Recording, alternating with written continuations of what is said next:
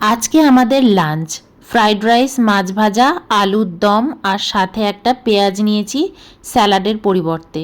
তো আলুর দম একটু বাটিতে রয়েছে, লাগলে পরে নেব। আজকেও হচ্ছে একদম সিম্পল মেনু, কিন্তু তার মধ্যেও কিছু সিম্পল নেই। তো আজকে হচ্ছে ফ্রাইড রাইস, মাছ ভাজা আর আলুর দম। মাছ ভাজাগুলো বিশাল বড় বড়, এতটা খেতে পারবো কিনা বলতে পারছি না। এই দেখো, এই একটা মাছ ভাজা আর এই একটা মাছ ভাজা।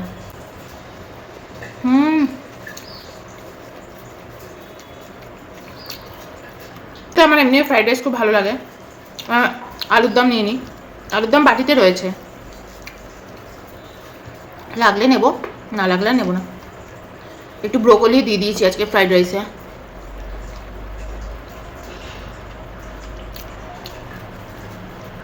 এই গরমের মধ্যে একটু ভালো খেতে ইচ্ছা করলে এরকম বেশ মানে খাওয়া যেতে পারে, আর খেলে বেশ ভালো লাগে।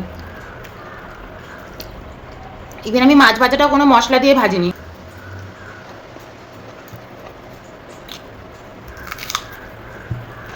তোমার আর তরকারি লাগলে নিও। এই যে এরকম করে ছোট ছোট করে ব্রোকলি দিয়েছি। কারা কারা তোমরা ফ্রাইড রাইসে ব্রোকলি খাও বলো।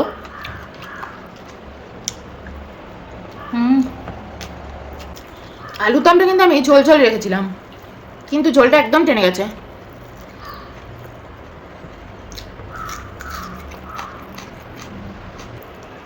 বাসন্তী পোলাও যেটা বলে, ওটাও কিন্তু অত আমাদের বাড়িতে হতো না, ফ্রাইড রাইসটাই হতো।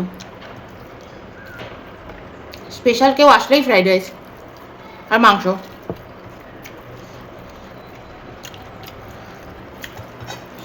একটু গল্প করতে করতে খেয়ে নিলাম। অয়নের কিন্তু থালা ফাঁকা হয়ে গেছে। তো চলো, তোমাদের সাথে গল্প করতে করতে আমার খাওয়া একদম শেষের দিকে। আজকে এই ছিল আমাদের খাওয়া দাওয়া।